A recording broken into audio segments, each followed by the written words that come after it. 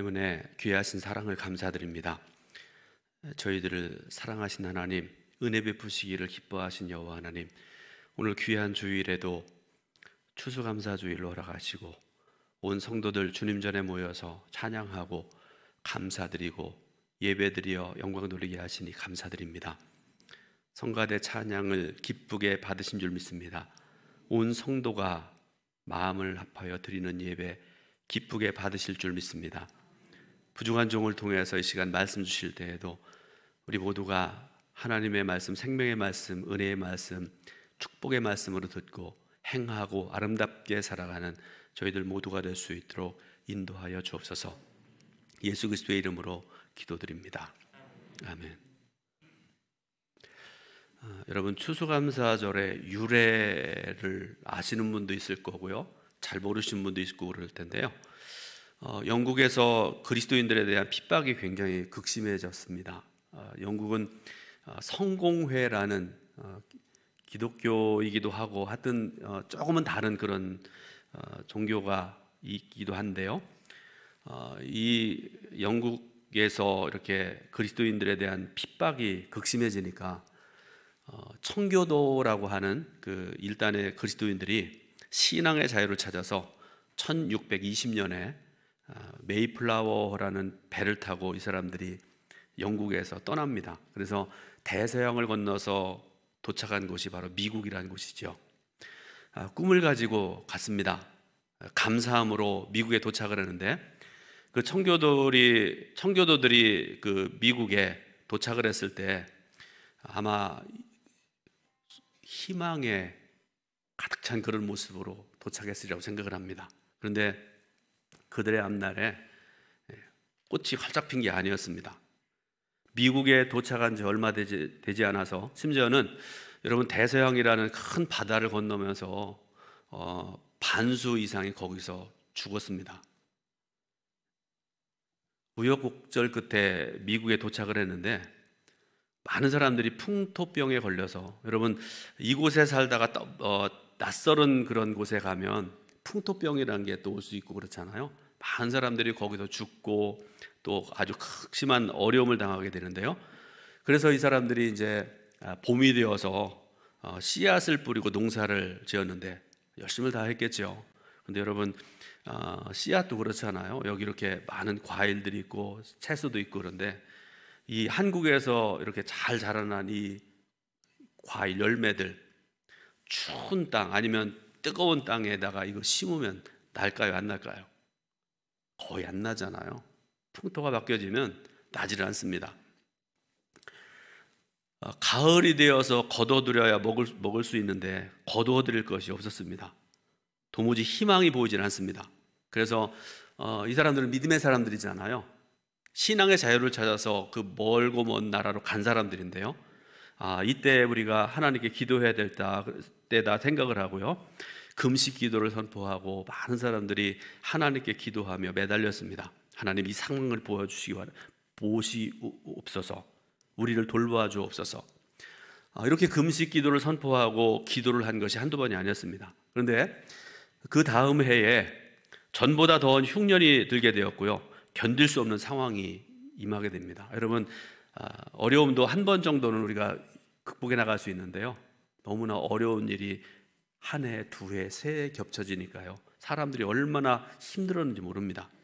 그래서 더 어려워지니까 사람들이 또 금식 기도를 선포하고 그래서 하나님 앞에 어떻게 기도해야 될까를 사람들이 모여서 의논을 하는 그런 자리를 만들었는데요, 그 금식 기도를 정하는 자리에 어떤 한 농부가 일어나서 이런 얘기를 했다고 합니다. 지금까지 우리는 금식 기도를 하면서 하나님께 간절히 매달렸습니다. 그러나 저는 이제 다르게 생각하기 원합니다. 비록 농사가 흉년이 들고 형제와 자매들이 병들어 쓰러지고 죽어가는 어려움을 겪고 있지만 이 가운데서도 우리는 감사해야 될 것이 있다고 생각을 합니다. 식량이 풍족하지 않지만 삶의 여건이 유럽보다 편하지 않은 것이 사실이지만 우리에게는 무엇보다도 소중한 신앙의 자유가 있습니다. 정치의 자유도 있습니다. 그리고 우리 앞에는 광활한 대지가 놓여져 있습니다.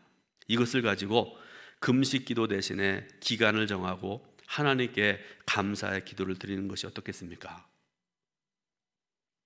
농부의 이 말은 참석한 모든 사람들에게 깊은 감명을 주었고요. 그래서 금식 기도를 선포하는 대신에 감사 주간을 선포하고 하나님께 감사한 것이 바로 이 추수감사절의 유래가 되었다 하는 그런 이야기죠.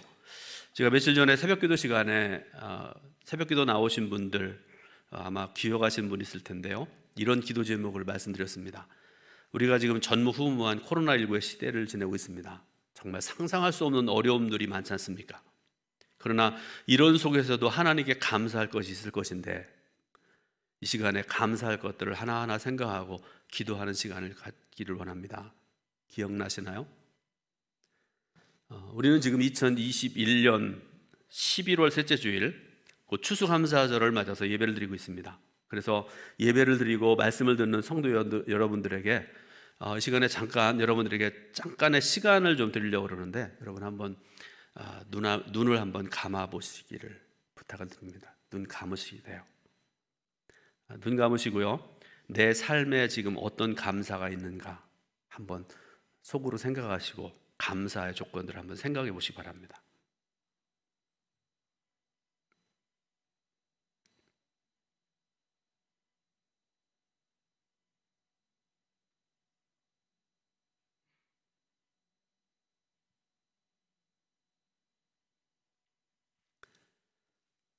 자, 이제 눈을 뜨시기 바랍니다. 어두운 암흑이라는 말이 있습니다. 어두운 암흑. 여러분, 어두움은 깜깜하다는 얘기죠. 암흑은 그보다 더 깜깜하다는 생각을 할 수 있는 그런 말인데요. 이 말을 처음 쓴 사람이 누군가 하면 헬렌 켈러라는 그런 유명한 사람이죠. 이 사람은 사회사업가이기도 하고요, 작가이기도 하고 교육자기도 하고 그런 사람인데, 이 사람은 태어나면서부터 삼중 장애를 가진 사람이었잖아요. 말을 하지 못하고요, 보지 못하고 듣지 못하는 그런 삼중의 어려움을 안고 태어나고 살게 되었는데, 이분이 인생을 포기할 수밖에 없었습니다. 그런데 이분이 이렇게 훌륭한 사람이 될 수 있었던 이유가 뭔가 하면 앤 설리반이라는 선생님을 만나게 됩니다. 그래서 그 선생님은 자꾸 가르치고 희망을 가질 것을 또 얘기하고 하나님을 경외하는 자에 대해서 말씀을 하고, 그래서 이 선생님을 만나서 교육을 받고, 그래서 결국에는요, 미국에 여러분 유명한 대학들 많잖아요. 그 유명한 대학 중에 레드클리프 대학이라는 아주 유명한 대학이 있습니다. 명문 대학인데 여기를 최우등으로 졸업을 하고 나중에 많은 사람들에게 감명을 주는 그런 훌륭한 삶을 살았던 사람입니다. 그런데 이 헬렌 켈러에 의하면 이런 말을 합니다. 보이지 않는 것만 어두운 암흑이 아니다.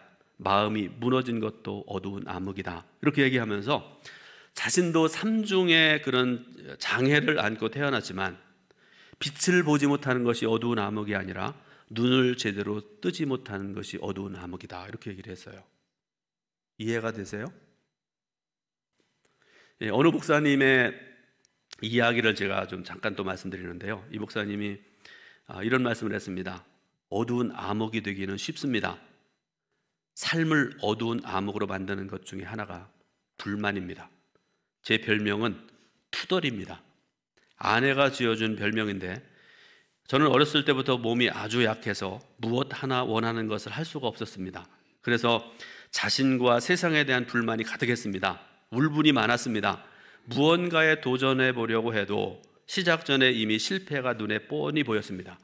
운동회 때, 그리고 친구들이 재미있게 놀 때 저는 처마 밑에서 부러운 눈으로 지켜봐야 됐고 혼자 집에서 원망하게 되었는데, 그러면서 저는 자연스럽게 투덜이가 되었습니다. 그런데 그 시절에 가장 부러웠던 말이 있었습니다. 그게 뭔가 하면 이 목사님의 어머니가 신실한 기도의 어머니였다고 그래요. 이 어머니는 입을 열 때마다 첫 마디가 하나님 감사합니다. 이게 그 어머니의 첫 마디였다고 그래요. 그런데 저는 그 말이 솔직히 안 나왔습니다. 인간적으로 감사할 일이 거의 없었습니다. 그러나 예수님을 인격적으로 만나고 결혼을 해서 건강을 회복하고부터는 완전히 달라졌습니다. 아침에 눈을 뜨고 고백하는 첫 마디가 하나님 감사합니다. 저도 새벽 기도를 매일 하고 이렇게 살아가는 사람이고 그런데요, 가장 감사가 많이 나올 때는요, 새벽 기도 나올 때예요. 옷 입을 때 감사합니다. 또 차를 또 시동을 걸 때도 하나님 꼭 기도하는 것도 하나님 감사합니다. 또 예배 드리러 올 때도 그렇고요, 감사라는 말이 여러 번 나오는 그런 고백 중에 하나죠. 이렇게 이 목사님이 그 이후로 계속 감사하는 그런 삶을 살아가는데요, 거기에다가 한마디를 더 보태고 살아가는데요, 하나님 오늘도 저를 통해 영광 받아주세요, 이렇게 기도하면서 목사님이 살아왔다, 그런 얘기입니다. 오늘 우리가 읽은 누가복음 17장 11절부터 19절 말씀, 유명한 말씀이죠. 고침받은 10명의 문둥병자 이야기.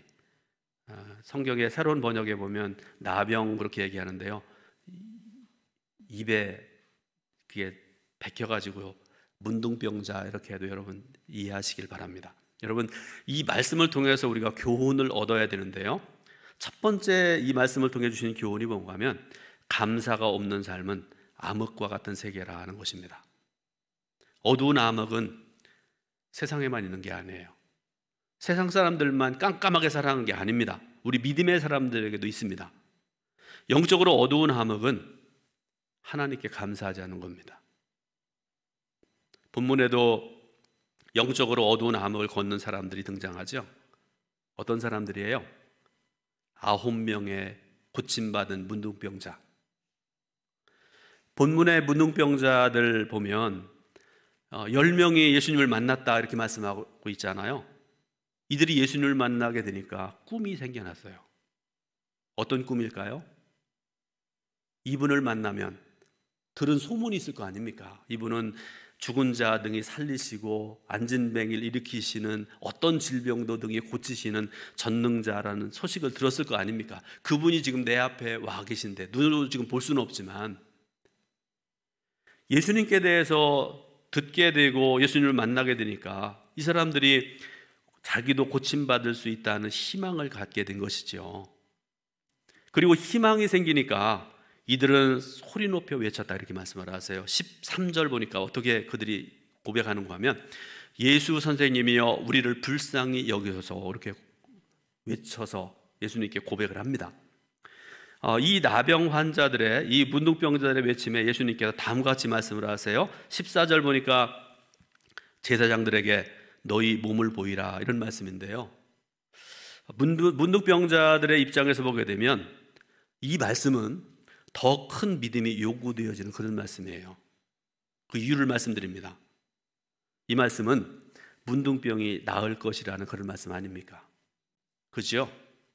또 하나, 제사장에게 보인다는 것은 그것을 확인하는 일이었습니다. 여러분, 지금은 이 사람이 병들었습니다, 또 수술해야 됩니다, 온전히 고침받았습니다, 누가 해요? 의사가 하잖아요. 근데 구약시대에, 신약시대에는 이것을 의사가 하는 일이 아니에요. 제사장이 하는 일입니다. 그런데 예수님께서 말씀하실 때 그들에게는 털끝만큼의 작은 변화도 일어나지 않았어요. 여러분 보세요. 온몸이 문둥병에 걸려가지고 막 진이 나고 뭐 그러잖아요. 잘 모르지만 우리가 경험하지 못했으니까요. 어쨌든 머리부터 발끝까지 막 진물이 흐르고 막 얼굴이 뒤틀어지고 막 그러지 않습니까? 문둥병자들이. 그러면 예수님께서 말씀하시는 그 순간에 조금이라도 좀 변화가 있어야 될 거 아닙니까? 한쪽 부분이라도 좀 깨끗해진다든지, 이렇게 좀 삐뚤어진 게 좀 고쳐지든지, 진물이 좀 아물든지 그랬어야 되는데 하나도 그런 모습이 일어나지 않았습니다. 그런데요, 참 귀한 것은요, 이 사람들은 예수님께서 말씀하실 때 그 말씀에 순종해서 갔습니다. 그리고 가는 도중에 문둥병에서 고침을 받습니다. 예수님께서는 아무런 증거도 없는 상태에서 믿음으로 가는 그들로 하여금 엄청난 믿음의 결과를 맛보게 하신 것이죠.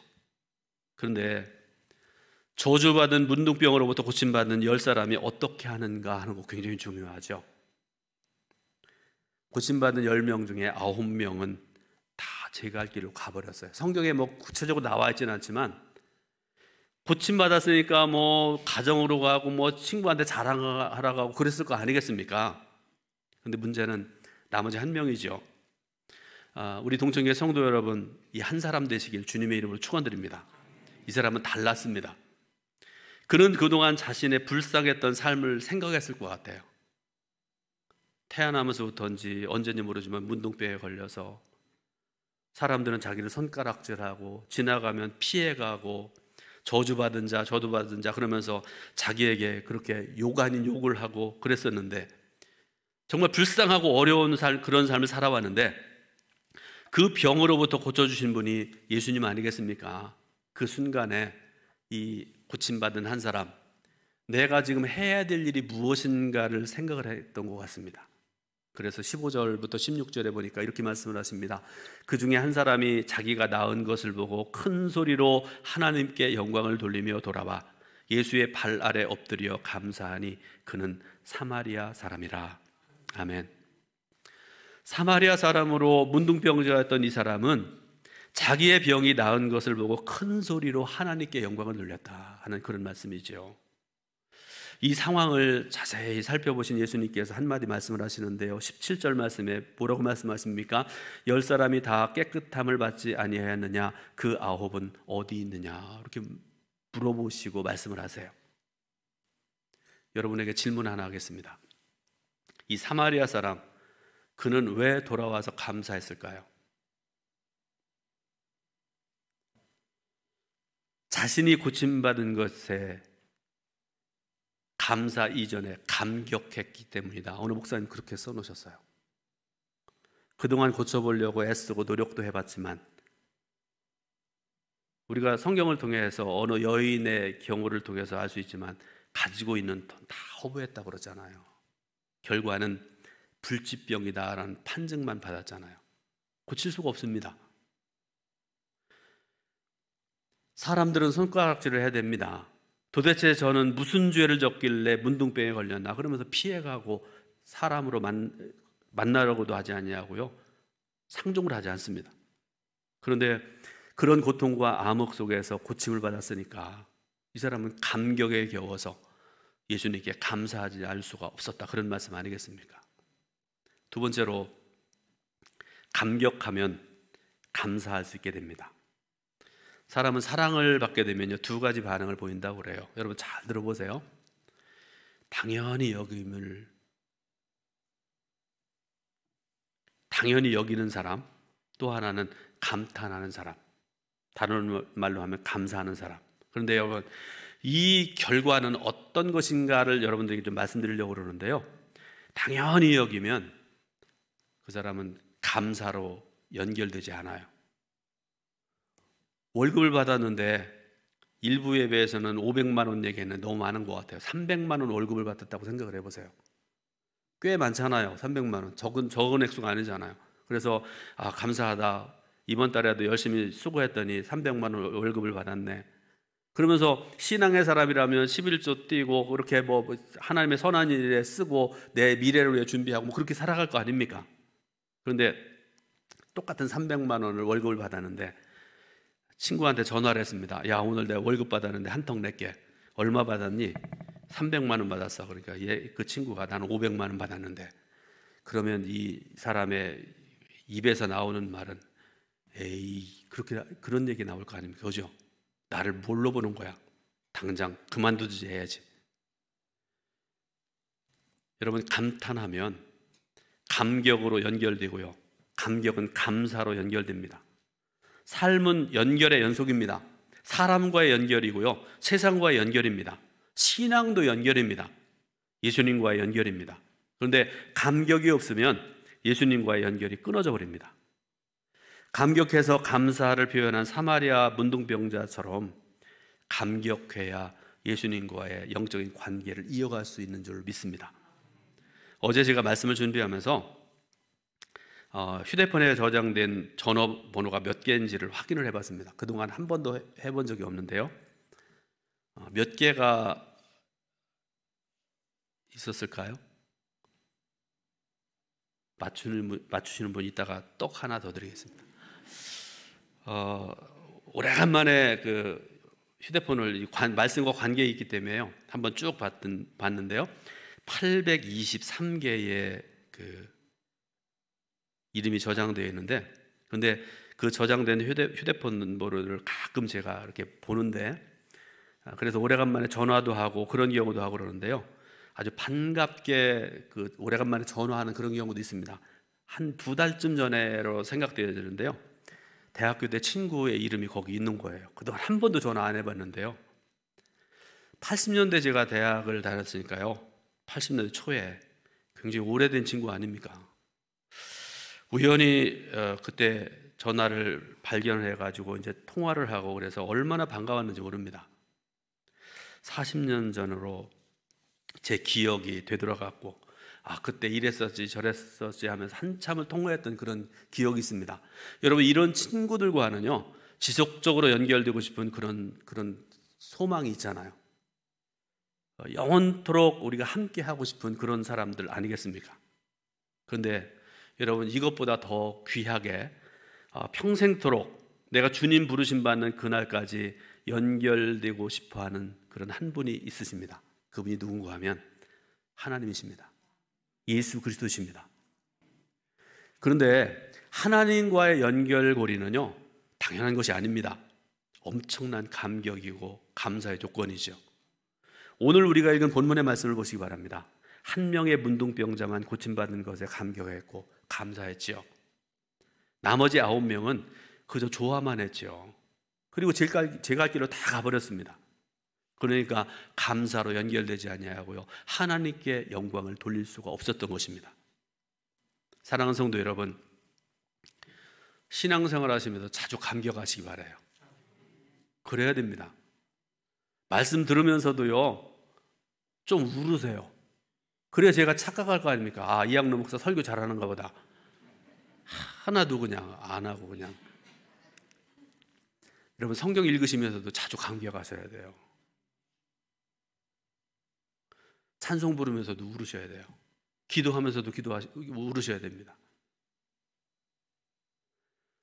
내가 예수를 20년 믿었는데 30년 믿었는데 내가 주님 안에서 울었던 적이 언제인지 모르겠다고 생각되는 분이 있다고 그러면 여러분, 신앙생활 잘못하시는 거예요. 진짜입니다. 우리가 하나님 앞에서 감격하면 그 감격이 감사로 연결됩니다.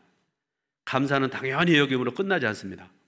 감사는 구원으로 연결되어지는 연결고리가 됩니다.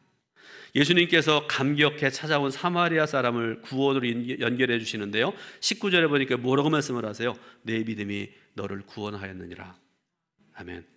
사랑하는 여러분, 자주 감격하시기를 주님의 이름으로 축원드립니다. 세 번째로 오늘 말씀 제목의 본문 제목, 말씀의 제목, 지금 감사해야 됩니다. 감격이 있는 감사는 행동으로 이어집니다. 감격을 경험한 사람은 당장에 감사합니다. 한 명의 문둥병자 보세요. 고침받은 즉시로 예수님께 다시 찾아가서 감사하고 영광을 돌리잖아요. 여러분, 혹시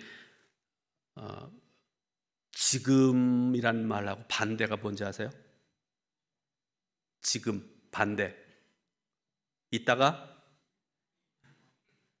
나중에란 말이 지금의 반대입니다. 제가 언제 그 선교사님들 얘기를 여러분들에게 좀 전해드리면서 말씀드렸던 그런 기억이 나는데요.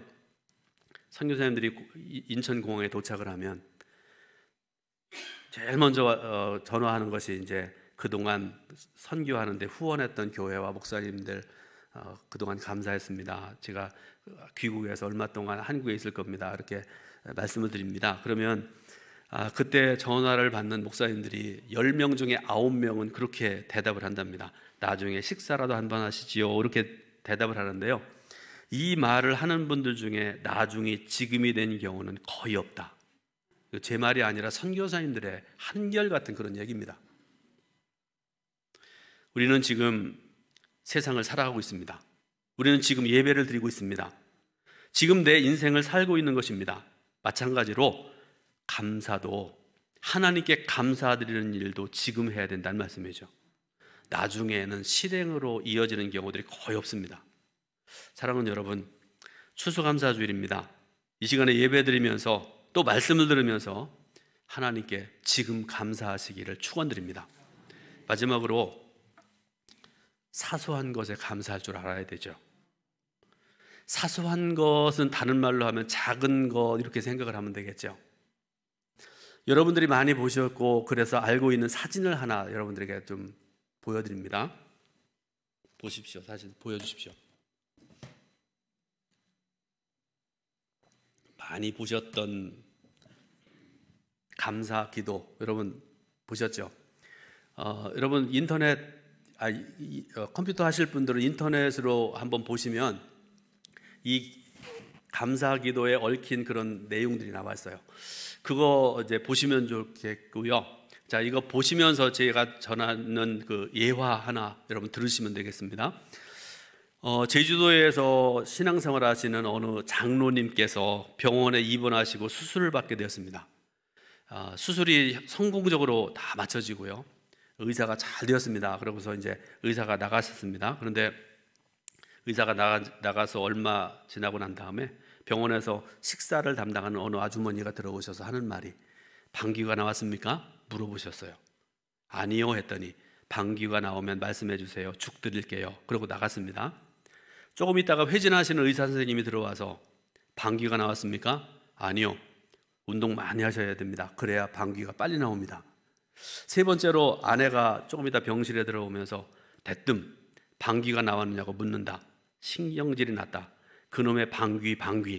평소에 방귀를 많이 낀다고 핀잔하던 아내가 방귀를 애타게 기다린다.